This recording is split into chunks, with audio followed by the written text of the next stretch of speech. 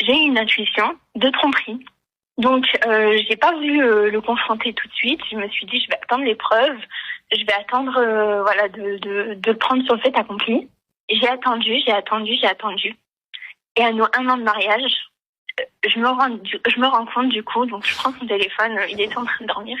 Je prends son téléphone et en fait, je me suis aperçue que monsieur me trompait avec ma sœur. Donc voilà, il y avait avec ma sœur qui avait été là pour la préparation de mon mariage.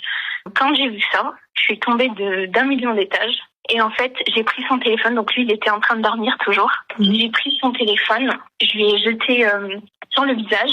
Il s'est réveillé, il me dit qu'est-ce qu'il y a, qu'est-ce qui se passe, etc. Il comprenait pas ma réaction. Il essayait de nier forcément. Et puis après, je lui ai montré que j'avais pris en fait en capture d'écran tout ce que j'avais vu. Donc à ce moment-là, en fait, j'ai attendu.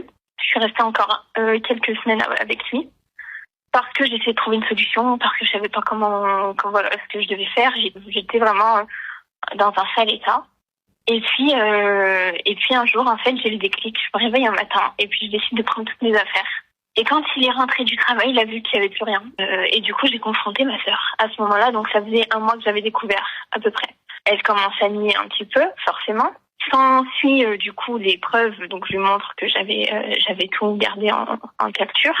Donc elle me dit, forcément elle essaie de défendre sa cause, que c'était pour préserver notre mariage, qu'elle faisait ça parce que lui il l'appelait que quand il y avait des embrouilles, pour essayer de régler le truc, etc. Alors que dans les messages c'était pas du tout ça. Hein. Dans les messages c'était tu t'es trompé de sœur, pourquoi tu t'es marié avec elle, t'aurais pas dû te marier, etc., etc. Enfin c'était du flirt à 100% et puis moi ça me descendait comme je sais pas quoi. Hein.